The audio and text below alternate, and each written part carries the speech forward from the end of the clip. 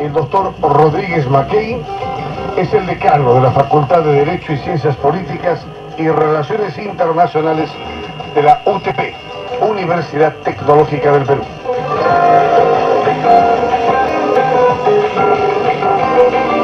Internacionalista, el doctor Miguel Ángel Rodríguez Mackey ha surgido en los últimos años como el mejor talento de la nueva generación que avanza, se eleva y triunfa, formado desde la Cancillería en Torre Tagle en etapa muy juvenil. Así que vamos a darle la bienvenida. Querido hermano, bienvenido a la Cámara de los Comunes. Buenos días, Gustavo, muchas gracias por la invitación. Grato de estar con todos ustedes. Hermano querido, Crimea. La gente escucha, lee Crimea. Crimea parece crimen. El origen pareciera ser ese. El Parlamento ruso anteayer o ayer mismo ha anexado a su territorio a Crimea. O sea, le ha quitado a Ucrania Crimea y Sebastopol. Sí, fíjate, lo que tú dices es cierto. Sin embargo, hay que hacer algunas precisiones. Primero, para que la gente se ubique, Crimea es la parte más austral de Ucrania y de la propia Rusia. Está en las orillas del Mar Negro. Esto históricamente es para recordar la famosa conferencia de Yalta que reunió a Winston Churchill, a Stalin y a Roosevelt para decidir la suerte del mundo luego de la Segunda Guerra Mundial. Estamos hablando de los tres mandatarios más poderosos en la mitad del siglo XX. El mandatario de Inglaterra, Winston Churchill, el mandatario de Estados Unidos, Roosevelt, y el mandatario de Rusia. Claro que sí, Stalin. Entonces, fíjate, Crimea en 1954 fue anexado por Rusia, esta porción más austral, a Ucrania, que era una de las repúblicas que luego de la revolución bolchevique en 1917 formaron los satélites, los actos periféricos de la gran Unión Soviética. El día de hoy, Rusia cuenta con esos estados periféricos y no quiere perder Ucrania. Y ha aprovechado la circunstancia interna en Ucrania, donde se ha sacado un gobierno, ahora hay una provisional que llamará elecciones, para que la porción de Crimea que pertenece oficialmente a Ucrania haya sido primero invadida, luego de una aprobación rapidísima del Parlamento ruso. Ha habido una invasión que no le ha costado mucho esfuerzo porque gran parte de los 2 millones de habitantes en Crimea son prorrusos o rusos. 2 millones de habitantes en un territorio de 26.000 kilómetros cuadrados. Así es. Y además, fíjate, Gustavo, en Crimea, en la península, está una de las bases militares más importantes de Rusia, que es la base de Sebastopol.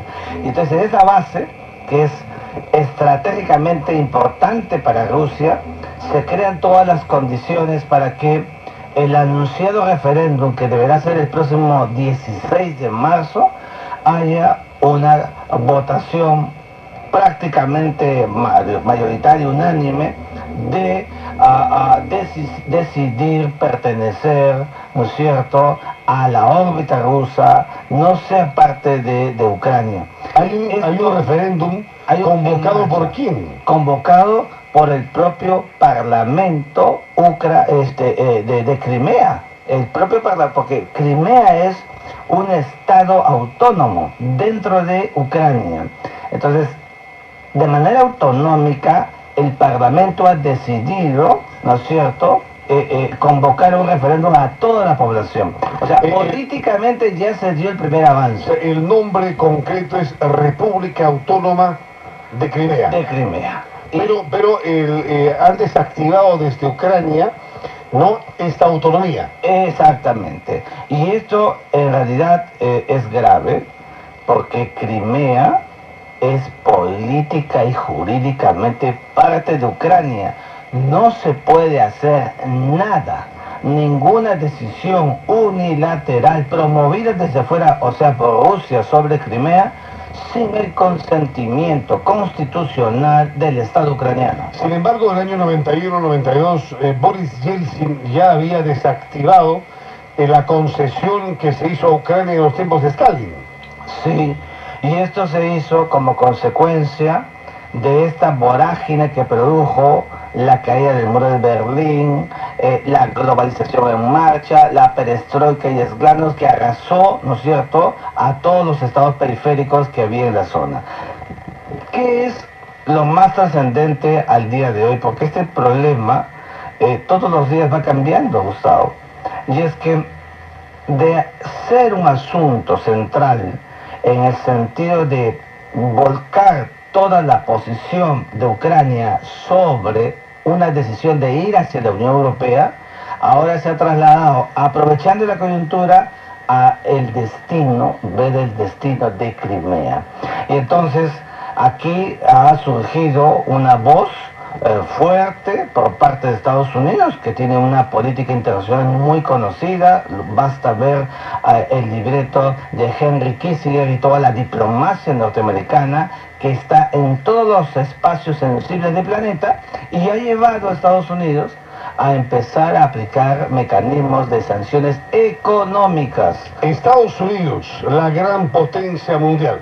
Estados Unidos ha pretendido, después de la Guerra Fría, después del desmantelamiento de la Unión de Repúblicas Socialistas Soviéticas, ha pretendido ser la única potencia mundial. Sin embargo, esto no es así.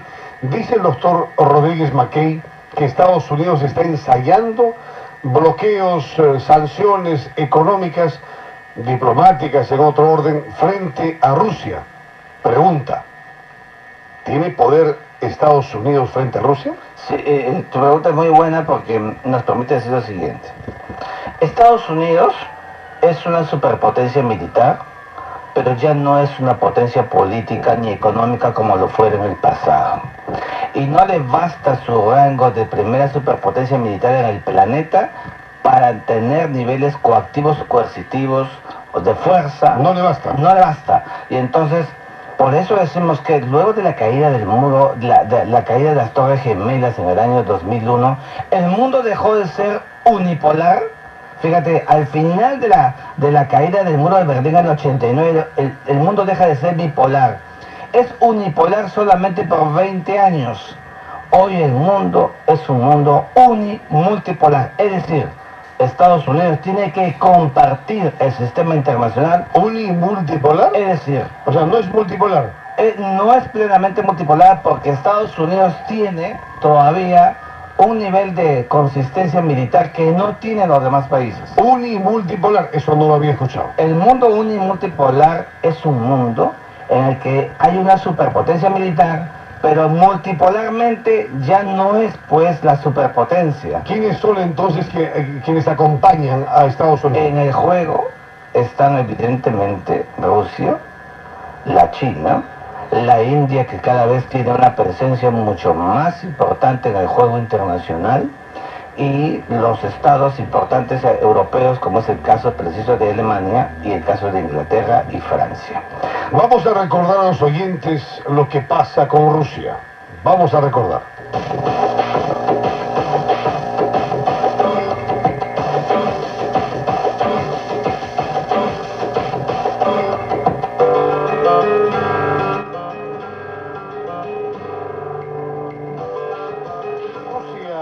Rusia, un gran imperio de zares, de grandes emperadores, que en la actualidad se llama Federación Rusa. Esta Federación Rusa es un país muy grande, es el país más grande de la Tierra. Aproximadamente su superficie mide 10 millones de kilómetros cuadrados. Perú tiene una superficie de 1.250.000 kilómetros aproximadamente. 8 veces Perú es el tamaño de Rusia. Rusia es mucho más grande que India y muchísimo más grande que China. En segundo lugar, a nivel mundial, queda Canadá. Y en tercer lugar, me parece, Estados Unidos. Entonces, el tamaño que tiene Rusia le otorga incluso su llegada a 3 continentes. Rusia está en Europa, Rusia está en Asia y Rusia está prácticamente en América.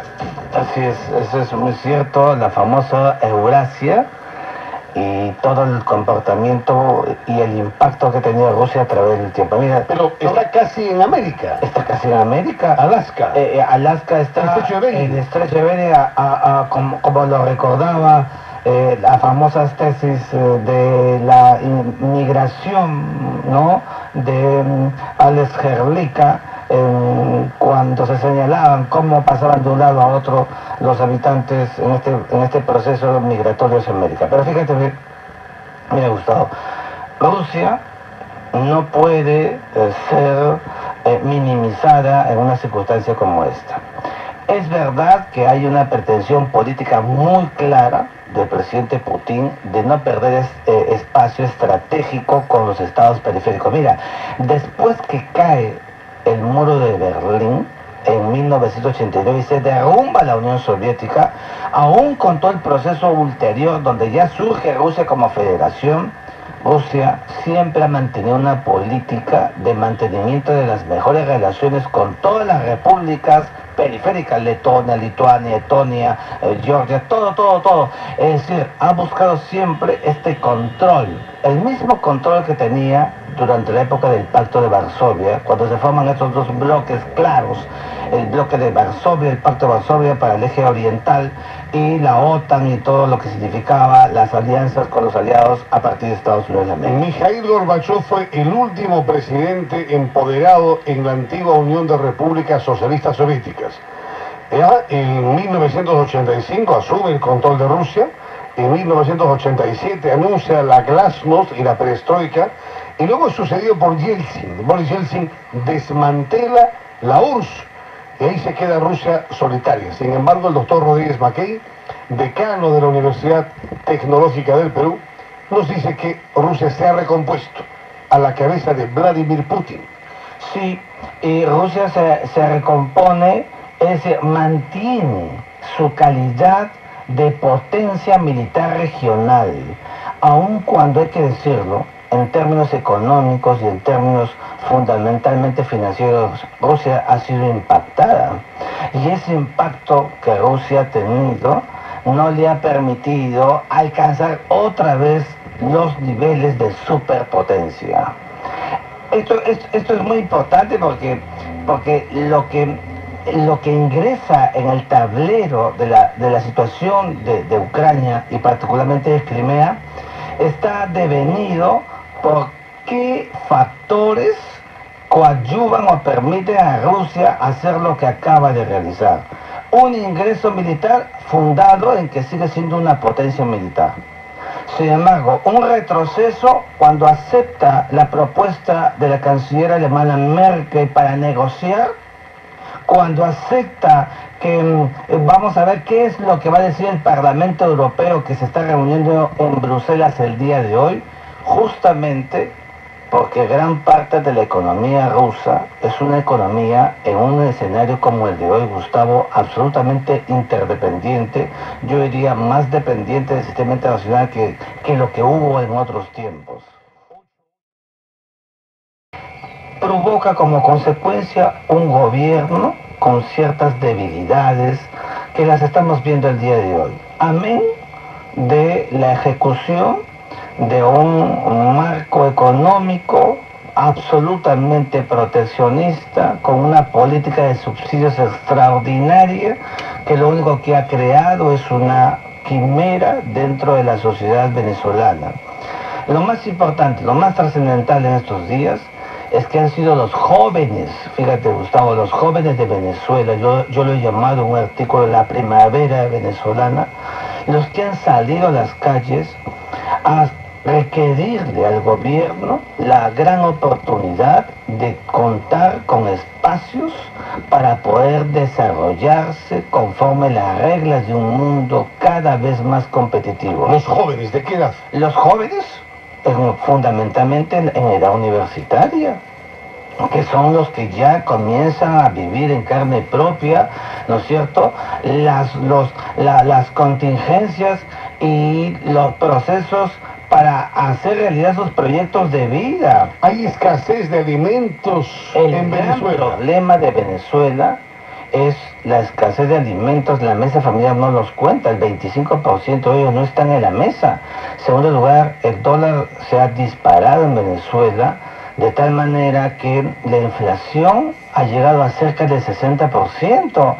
La política económica no ha respondido y esto lleva a otros niveles de colapso que se materializan en todas esas protestas. Venezuela... Los medios de comunicación, perdóname Gustavo, los medios de comunicación no cuentan con los adecuados márgenes de libertad que corresponde a un verdadero Estado democrático. Entonces, este es el gran problema que tiene Venezuela. Venezuela solo produce petróleo.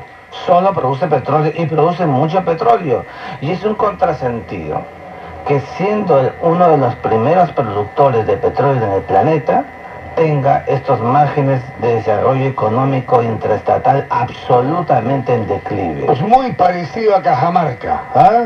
Muy parecido a Cajamarca. El presidente Santos en Cajamarca ha condenado a su pueblo a la pobreza, a pesar de tener oro en conga. Oro en conga. Y entonces, ¿qué sucede? Todo régimen, todo gobierno, toda democracia tiene que ser tolerante y saber escuchar. La respuesta sistemática del gobierno de Maduro ha sido más bien la represión. Y la represión ha producido, al día de hoy, 20 muertos en Venezuela. Y ya hay 20 muertos. Ya hay 20 muertos. Una situación realmente, ¿no es cierto?, insostenible. Pero aquí han dicho Salomón Lerner y muchos políticos pegados a la izquierda peruana, que aquí también tenemos muertitos, que por qué nos estamos alarmando tanto. Sí, yo creo que es una visión bastante cortoplacista y muy sesgada de lo que significa realmente la situación y el impacto que ya tiene. Mira, mientras en Venezuela el aparato represivo continúe, no haya la tolerancia para sentarse a conversar y a negociar la situación, el modus operandi para sacar a Venezuela de la situación en la que se encuentra, mientras exista un presidente terco que no tenga capacidad para poder ser elástico y escuchar a todos los frentes, esta situación va a continuar. Y entonces por eso es que a la luz de todo lo que está viviéndose en Venezuela, es que si el frente interno no funciona, hay que buscar el frente internacional. Y el frente internacional supone que debemos aplicar las reglas establecidas en el marco de la OEA. El Perú es autor de la Carta Democrática Interamericana. Gustavo, tú lo conoces muy bien. La Carta Democrática significa que si un país americano, un miembro de la OEA, interrumpe su democracia, su proceso institucional democrática, el resto de países pueden boicotearlo, bloquearlo y solicitar elecciones nuevamente. Claro que sí. Ahora, esto es muy importante que la gente lo tenga muy presente en el sentido siguiente. Se está señalando, se está diciendo que la OEA no puede intervenir y no debe intervenir porque no hay una alteración constitucional de venir de un proceso eleccionario. Esa es una visión absolutamente sesgada y diminuta de lo que significa la democracia. El artículo 3, el artículo 5 de la Carta Democrática Interamericana señalan claramente cuáles son los elementos fundamentales para la regencia de la democracia. Y entre ellos está el respeto de los derechos humanos. No existe en Venezuela el respeto de los derechos humanos. Está la claridad en la separación de los poderes. El propio Insulza, en una gran contradicción, ayer ha dicho que el Poder Judicial en Venezuela, es verdad, no goza de la libertad que corresponde. Entonces, ¿cuál libertad de poderes podemos hablar en Venezuela? Y en tercer lugar, una de las reglas fundamentales en la Carta Democrática es que para el ejercicio democrático tiene que existir libertad de expresión y de prensa. Eso no existe en Venezuela. Entonces, estas tres premisas que están señaladas en la propia Carta Democrática activan los artículos 18, 19, 20 y 21. que dicen claramente que ante una situación colapsada, donde no hay control y no hay manejo de estos presupuestos, derechos humanos, libertad de expresión, separación de poderes, el sistema internacional tiene que hacer caso directo de lo que está pasando al interior de Venezuela. Y por eso es que el artículo 18, cualquier Estado miembro o la propia Secretaría General puede solicitar la convocatoria del Consejo Permanente. Eso se ha hecho.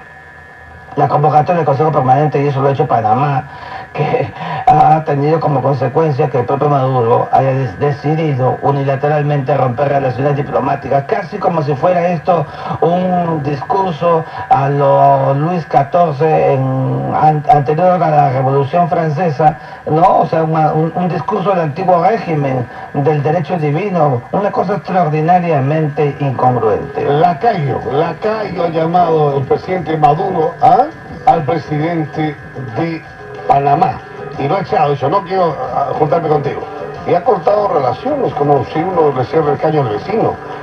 Y vamos a ver con quién más rompe relaciones: el señor Felipe Maduro, porque si él insulsa al secretario general de la OEA también se ha puesto bravo, y entonces también es otro lacayo. O sea, tú no le caes bien a Maduro y te llama lacayo. Toda una cátedra internacional es la que nos brinda el doctor Miguel Ángel Rodríguez Mackey, a quien ahora en la recta final de esta cámara vamos a provocar, vamos a seguirle todos sus conocimientos. El Perú internacionalmente, el Perú, ¿cómo está visto? Fíjate, Gustavo, yo creo que nuestro país está en una etapa de crecimiento importante. Sin embargo, yo tengo que ser muy objetivo, ¿no es cierto? Todavía no hemos vuelto, a mi juicio, a esos niveles de la verdadera política internacional del Perú con los liderazgos esperados. Tenemos que aprovechar ciertos niveles de coyuntura. El Perú ha obtenido de la Corte Internacional de Justicia un fallo favorable, un fallo que reconoce y recoge, ¿no es cierto?, el planteamiento inicial del Perú sobre una circunstancia injusta de la delimitación marítima. Eso se ha decidido, y creo que esto debería ser leitmotiv para hacer muchas cosas hacia afuera. El Perú debe tener más TLCs. Los tratados de libre comercio. Los tratados de libre comercio, Gustavo, hoy son prácticamente el termómetro que mide cuánto un Estado es capaz de diversificar sus relaciones y ponderar, ¿no es cierto?, el crecimiento, colocación de los espárragos en Europa. Para eso es la diplomacia y para eso es la política exterior. Pero ya tenemos tratados de libre comercio con la Unión Europea, con China, con Estados Unidos. Sin duda, o sea, creo que el Perú en esta etapa debe poner mayor cantidad de sinergias para propender más todavía, por ejemplo, en el espacio de la cuenca del Pacífico, donde ya estamos. El presidente Humala ha multilateralizado las relaciones internacionales, y eso es bueno, porque teníamos una visión tradicional frente a Estados Unidos o incluso a la propia Unión Europea. Ahora estamos yendo a Corea, los viajes a la China, acabamos de estar en el Medio Oriente, en Israel. Todo este tipo de cosas, este conjunto de acciones que da la política exterior tienden a fortalecerla, pero es el objeto final que logremos, permítame que insista, con el mayor número de TLCs, porque los países en crecimiento están justamente en esa línea, en la línea del desarrollo. El presidente Alberto Fujimori nos introdujo en la cuenca del Pacífico y firmó APEC, el Foro Asia-Pacífico. El presidente Fujimori nos introdujo en Asia-Pacífico. El presidente Alejandro Toledo nos introdujo en Estados Unidos con el Tratado de Libre Comercio. El presidente Alan García fortaleció nuestra alianza con Europa. Y el presidente Humala actualmente nos está fortaleciendo con los países árabes. Entonces, la diplomacia presidencial peruana en los últimos 20 años se ha fortalecido. No, sin duda, yo creo que la diplomacia, le decimos siempre a nuestros alumnos de la Academia Diplomática, la diplomacia ya dejó de ser un atributo exclusivo de los diplomáticos de carrera. Hoy hace diplomacia los jefes de estados de una manera mucho más activa, de una manera mucho más protagónica, Creo que la diplomacia el día de hoy la hacen los parlamentarios, la diplomacia la hacen los militares, la diplomacia la hacen todos los actores visibles, porque esa es la diplomacia de la globalización. Y entonces el Perú, que es un país con una tradición pacífica, con una tradición de un Estado democrático, tiene que emerger más hay una ratio esencial que el Perú tiene que conseguir finalmente, y es que debemos pasar de ser un Estado productor, explotador de materias primas y convertirnos en el gran Estado de la industrialización. Eso será lo más importante para el verdadero desarrollo del Perú.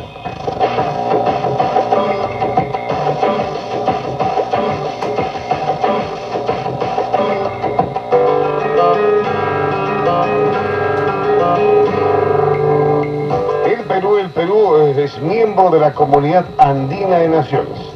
El Perú es miembro de la OEA. El Perú es miembro de UNASUR. Pero últimamente se ha suscrito la Alianza del Pacífico.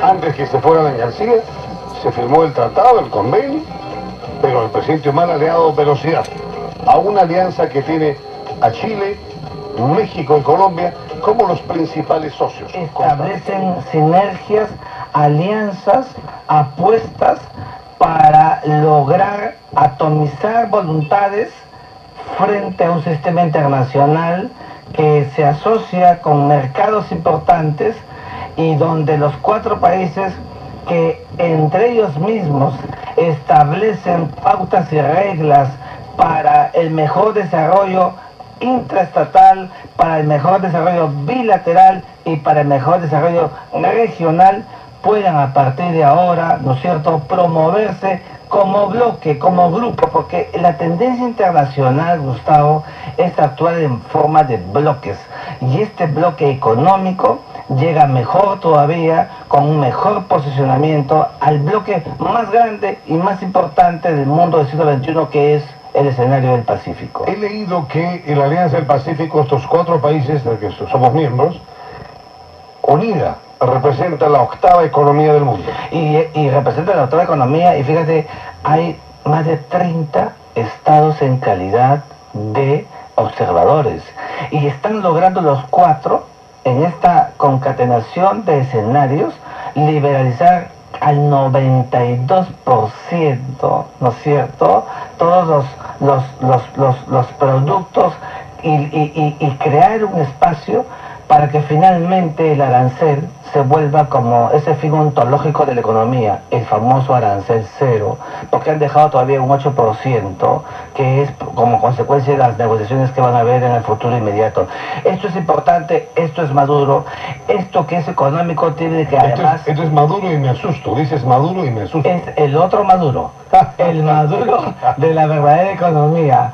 Y esto es muy importante porque el rédito económico y financiero tiene que ser promovido por los actos políticos como el que acabamos de ver en Cartagena de Indias. Ha llegado al Perú el presidente del Congreso de Marruecos, el Reino de Marruecos, ¿ah? El Reino de Marruecos está en el mar Mediterráneo y está también bañado por el mar Atlántico, por el Océano Atlántico, está frente a España, junto a España, y el Reino de Marruecos está presidido con su jefe de Estado, el rey Mohamed VI, hijo de Hassan II. Ha llegado el presidente del Congreso de Marruecos, hoy día almuerza con el presidente del Congreso, Freddy Otárola. ¿Por qué es importante Marruecos? ¿A qué viene Marruecos a Perú? Fíjate, Marruecos es uno de los estados más evolucionados del norte de África. Ha sido un gran puente para los vasos comunicantes del Perú con los países africanos y los países del Medio Oriente.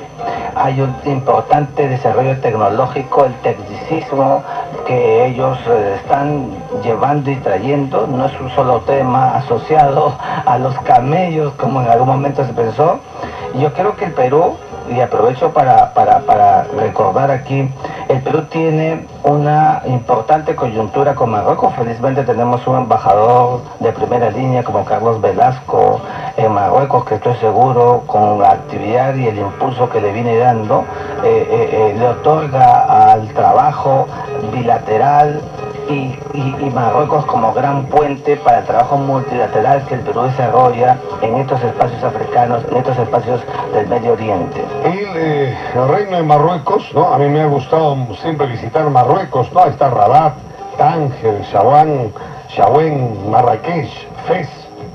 Allí, incluso Alcira, está el imperio musulmán.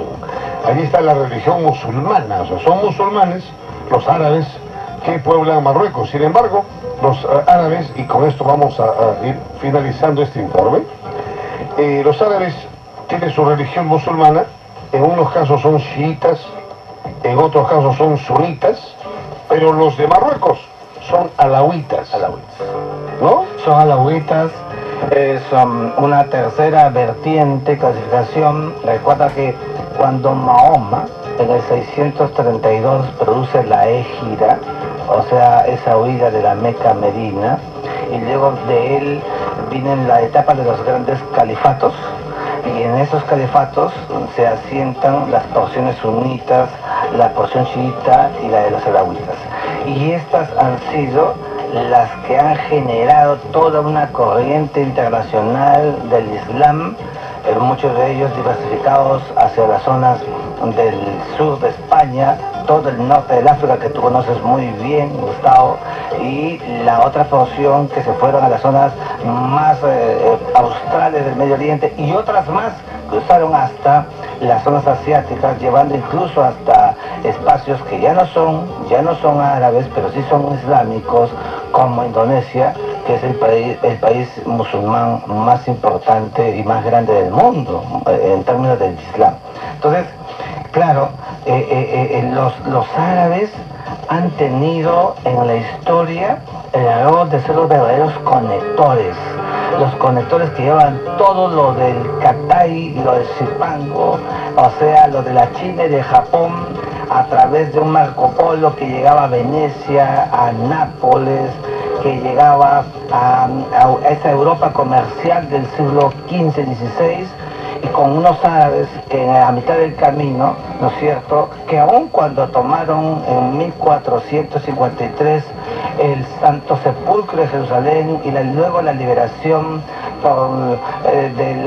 de Constantinopla, que había sido tomada por los turcos otomanos de Mahomet II, lograron, ¿no es cierto?, ser un espacio importantísimo para todo el desarrollo del sistema internacional.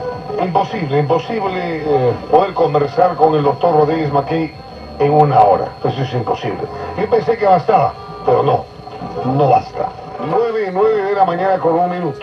Hasta aquí va a durar esta jornada con el internacionalista Miguel Ángel Rodríguez Mackey. Hermano querido, gracias por ilustrarnos y por compartir tus conocimientos en la Cámara de los Comunes. Muchas gracias a ti, Gustavo, los amigos de la Cámara de los Comunes. Siempre es muy grato estar además con una autoridad política y periodística como en tu caso. Muy amable. Gracias, hermano querido.